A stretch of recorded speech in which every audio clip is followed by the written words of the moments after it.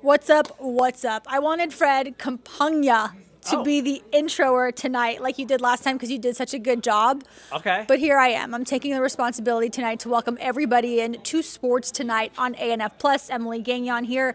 Fred, we always have some really good discussions, and we're gonna get started right away with Hawks trailing your Celtics. I find like it's Yeah. only appropriate for this to be the number one thing that we talk about. Okay. 3-1, and for me, just my thoughts really quickly on just the whole scenario until we get into absolute specifics is this. Deja vu, a repeat of last season. The Hawks against the Heat last year in the first round of the playoffs, they won one game and they were eliminated. They won game 3 just like they have so far. The gentleman's sweep. Yes, I expect Tuesday night, 7:30 from TD Garden for the Celtics to take care of business at home. They've lost less than 10 games there this season. I don't think the Hawks are going to change that. And for me, it's more of the same. That's my issue with it is, like I said, deja vu. Did the Hawks do enough during the offseason, entering this season, to push the needle, to help the team out? And it appears that they didn't. Agree. I was there last night. I was not there Friday night. Oh, you were one of those.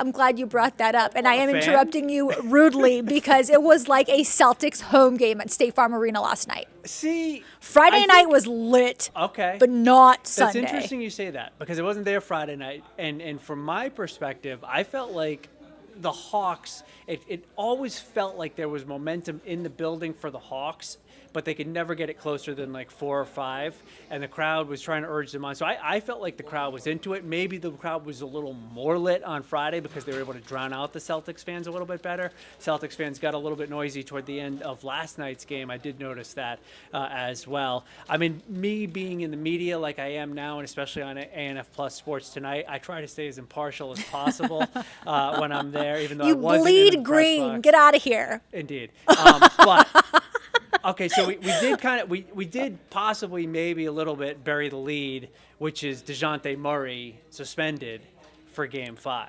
Which is another reason why the Hawks have absolutely no chance. That's like reason one.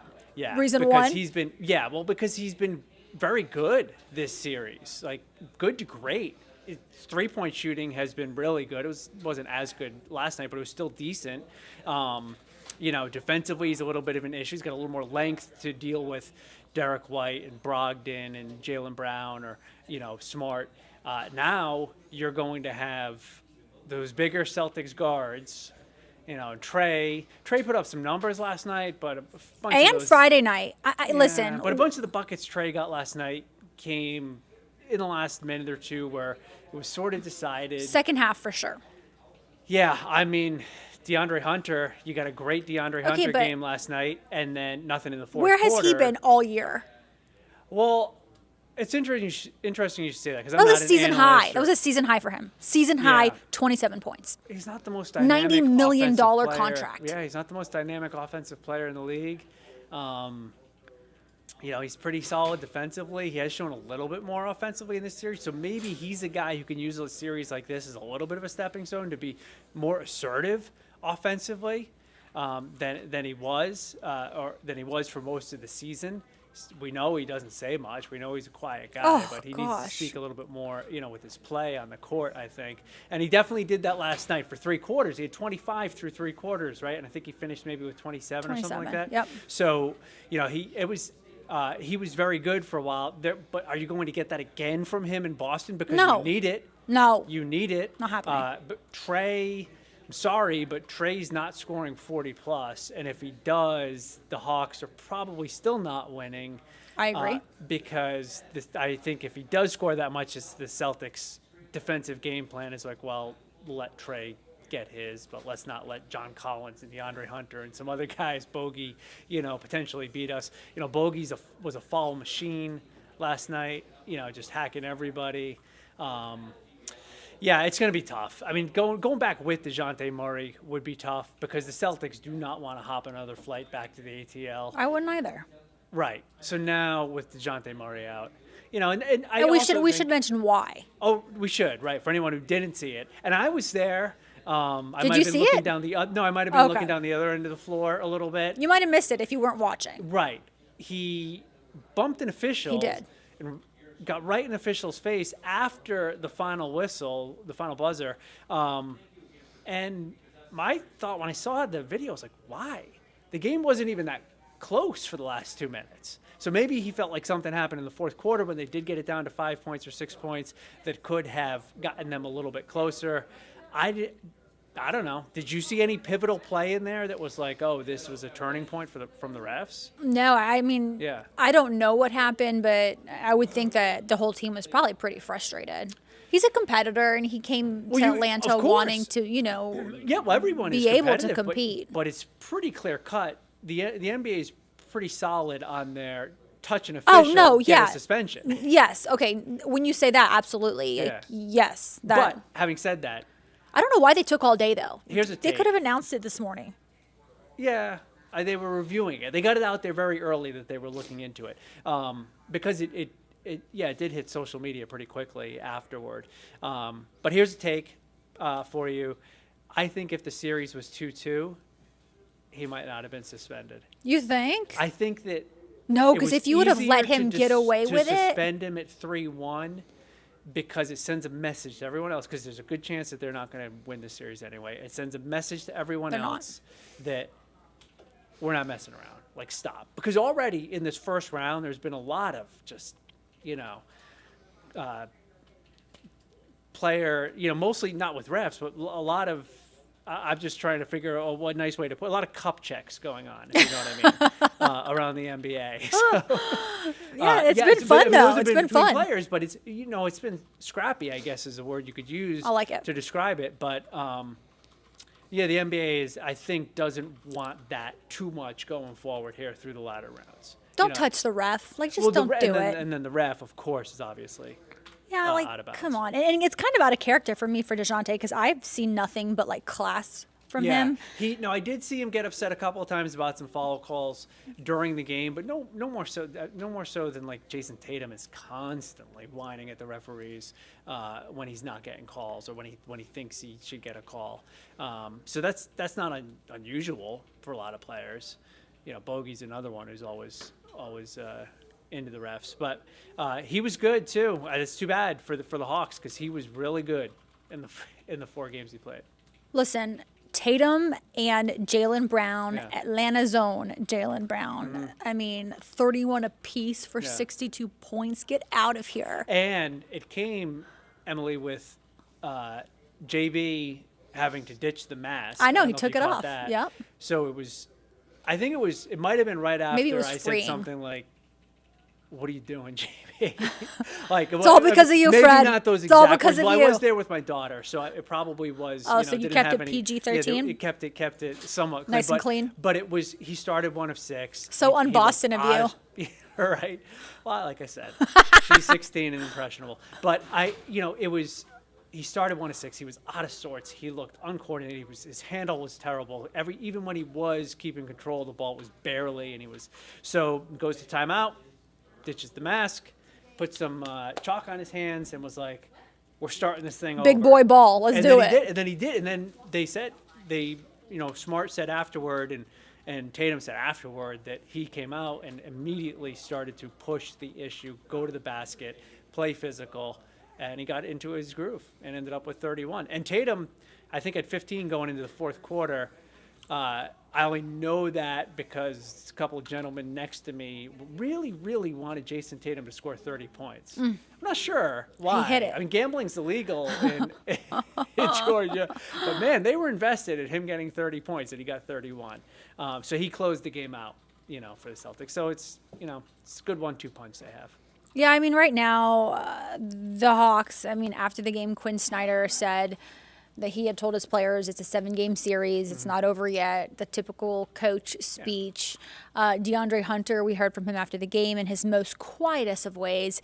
He explained how they did not match Boston's intensity. They didn't come out fast enough, but that is what it is. They're in this win or go home situation for a second straight year.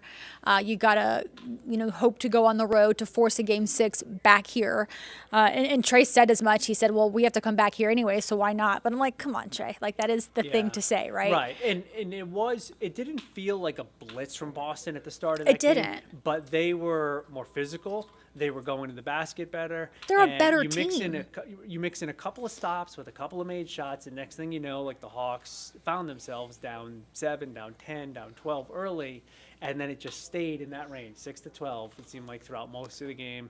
They And came within 4 twice in that is that fourth what it's that quarter. close they got? But I mean, the problem is that they got no defensive stops. No, when they needed one. And, No and defense at all. We had, I was up in a suite, not to brag, but when Oh, they here we had, go. When you have to say not to brag, it's because you're bragging, brah. when they that view looking down, it was unbelievable when the Hawks needed to stop. That the floor was wide open, Emily. No, and I'm I sure mean- you've seen it, a million times. Bah. It's like guys from the Celtics just roaming free to the point Wide where open. everybody, including my 16-year-old daughter, was like, Uh-oh. he's open. She knows. Give it up there. And so, yeah, you just can't have that in the fourth quarter. You cannot miss assignments like that and just have miscommunications or whatever was happening. So you're right. They couldn't get a stop. Yeah, and that is the Hawks' identity all season. They haven't played good defensively. On offense, they've had some moments. They've really played all right on offense. Yeah. But when And you that's- face a championship team like Boston, Yeah. Well, we'll see. okay, Well, Boston's back. they haven't won yet. No, I'm but not- that is I'm still not- that is a championship team to me. Championship. Like they. finals caliber team. How's that sound? I like it. And you mentioned it. They Yeah. have the chip on their shoulder after, coming up short last season. So why not? Yeah, and they said as much going into either this game or after the game. They said you just don't know when you're going to get these opportunities again, so you have to take advantage of it.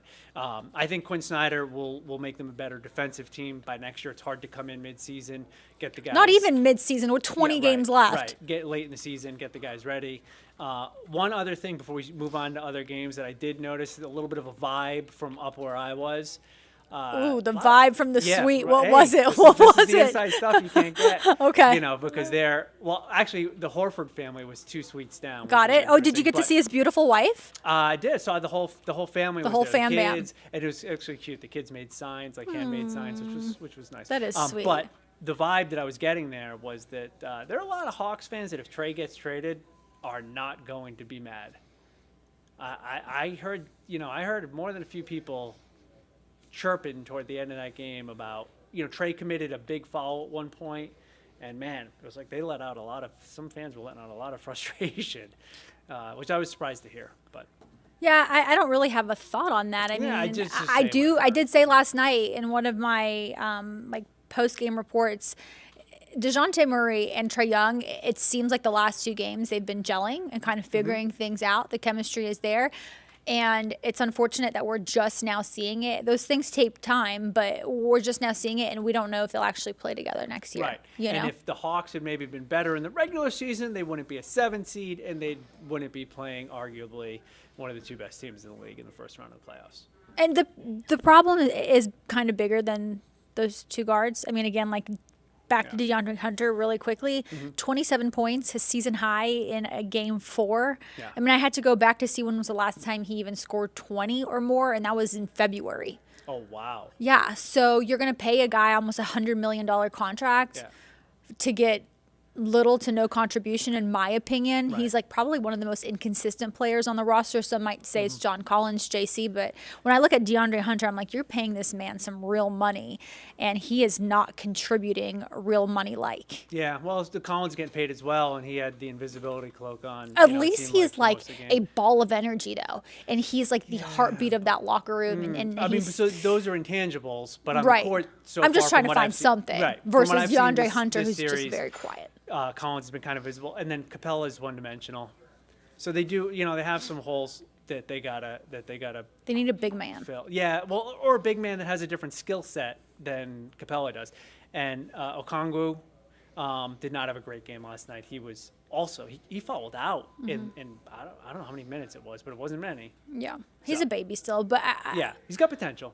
yeah, Yeah. Okay. All right. Let's move on. More game fours. More What game what fours. What other game four reactions that we have? All right, so I'm looking right now, Yeah. just so we can be on our game here. Knicks Cavaliers. It's a fun game. The Knicks lead 3-1. The Knicks are a 5 seed. The Cavs are a 4 seed, so very close in seeding. I don't have the biggest of opinions on this one, other than the fact that I'm sure the people at Madison Square Garden are very, very happy. Oh, Knicks And when fans. they're happy, Yeah. I think the rest of the basketball world's happy because they're entertaining. They are unless Trey walks the in. Knicks win this series. Then they're going to be a little insufferable. But yeah, I mean, it is good to see the Knicks relevant again, and Jalen Brunson and Josh Hart can ball. You know, Ball is life.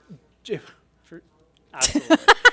Josh Hart was he was good. He made a couple big shots. You know, they seem like they might be a little bit tougher than the Cavs right now. So the Cavs obviously have no wiggle room left, but the next game is in Cleveland. So 3-2 going back to New York would be interesting for sure, and the Garden would be lit. Yeah, I think the Knicks are going to take this one. I think so too. 76ers swept the Nets. I don't know if we really want to touch on that, but I feel like that's not a big surprise. No, you said it. You acknowledged it. I'm good. Yeah, and then Well, JoJo Oh. Embiid hurt, you know, and maybe not ready for the start of round 2. And he does spend a lot of time on the floor for someone who's so far from the floor when he's upright.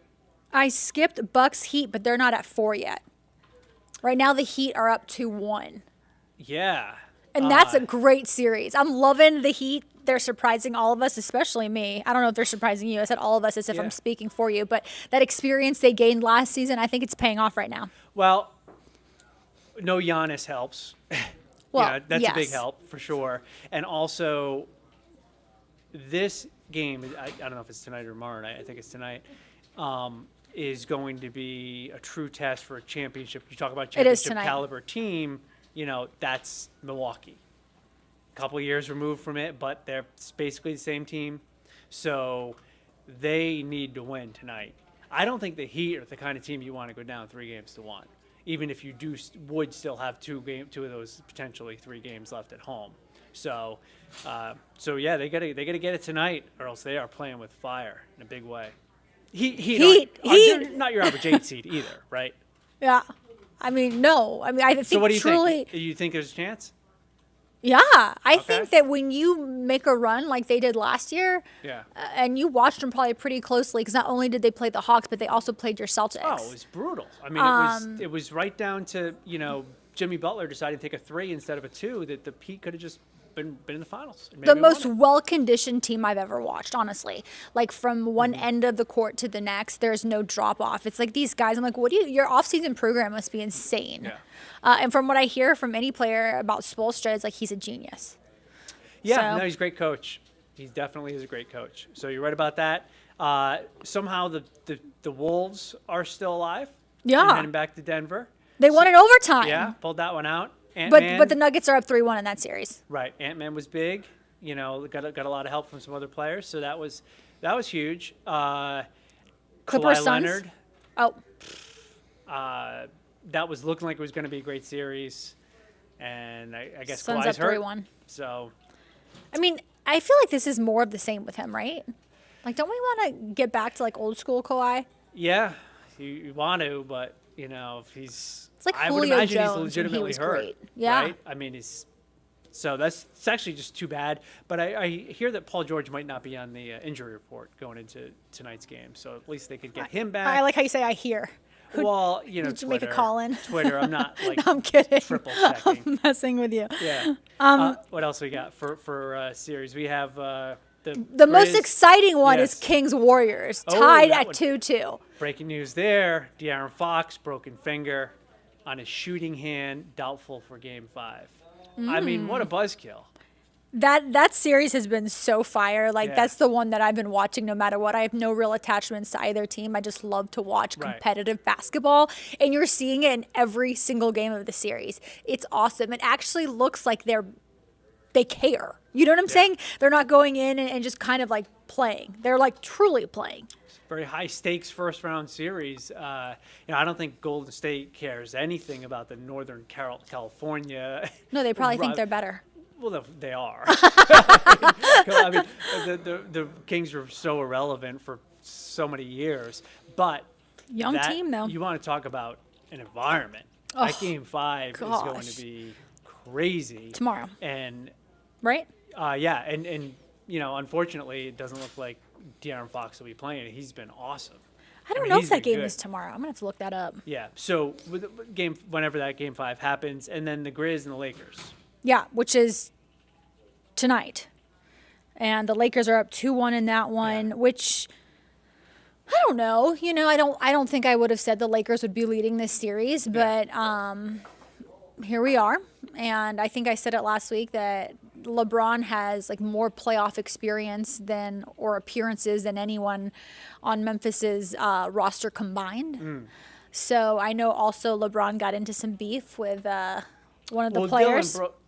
Dylan Brooks? Yeah, well, it wasn't LeBron that started the beaf. Yeah, no, it was Brooks trying to correct to make himself called relevant. him an old man, right? Yeah, I mean, come on. He's just, Who does that? He's Lance Stevenson blowing in LeBron's ear. I mean, it's just like don't poke the bear. Yeah, he's. I think he's still kind of irrelevant, and to the whole series.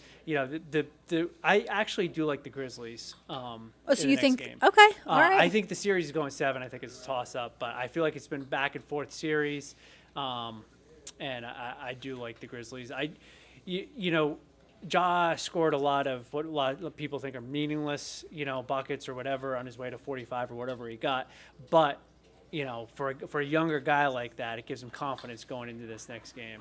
So, and the Lakers haven't really shown that they can put together back-to-back, really strong performances. So, so that pretty much wraps up our NBA. It's Game 4 reaction and tonight's playoff games. We did it all in one because we're just that good. Lumped it together, Brett. And I think we're both into like this whole NBA playoff basketball thing that's going on. I mean, I'm actually I really feel like I'm vested right now. For first round series, I'm liking it. So often, Emily, I feel like those first round series are a lot like the Brooklyn Philly series, where it's just like you just got to sit through 4 or 5 games, and then they're over.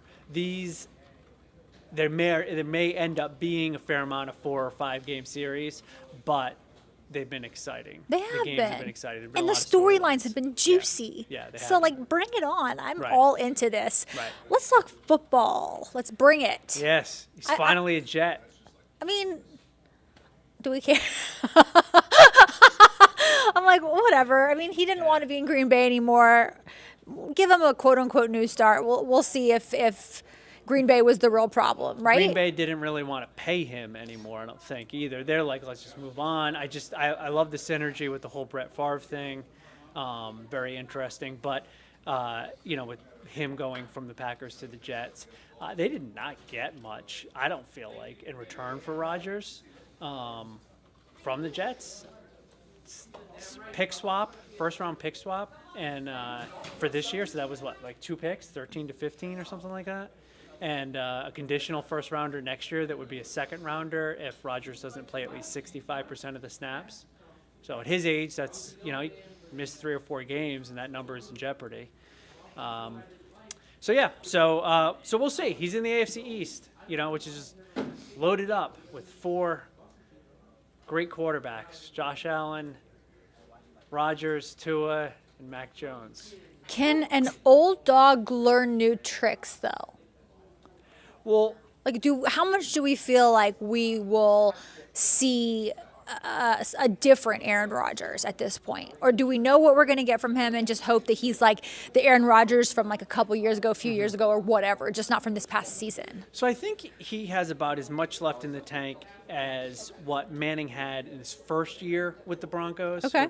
Early with the Broncos, where All it right. was still okay, that's Peyton Manning. So I think that Super the Bowl Jets, ring type deal? Yeah.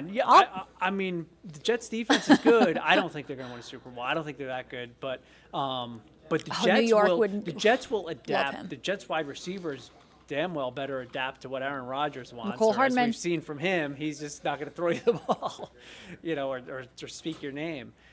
So I think that it's on those guys, and he's already, implored the Jets to bring in some of his guys. So the Jets should be a playoff team, no doubt. And can they challenge the Bills for the East? Meh. I don't know about that. I don't know about that either. We'll see how this plays out Yeah. in a few months. We got some time. Right.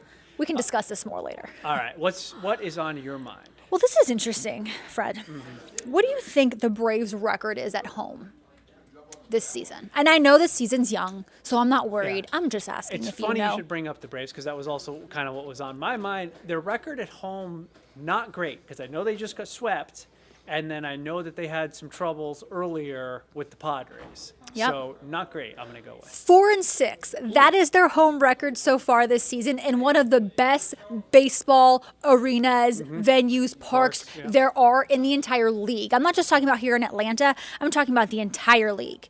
So 4-6 at home. Want to know what their road record is? It's 10-2. Yeah. So they're playing better away from Truist Park, which is very bizarre. Last year, they were something like 55-26 Wow. at Truist Park, which is one heck of a record Yeah. for any team, right? Right. What's going on? What is going on? streaky. That's what the Braves are. Their last 19 games, they have gone 4 wins, 3 losses, 8 wins, 4 losses. So they are just as streaky as can be. They, for the most part, have beat up on some not so great teams. With San Diego, they're kind of split, 500, I think, against them, or maybe even a game below 500, 3-4. Houston just came in and swept them. So now they have Miami for 4 games. And then the Mets. An improved Miami team, which, by the way, Yep. comes into Truist Park at 12-10 on the season. They are not the Miami team from the past, at least not in this very moment. They're surging. Yeah. Surging.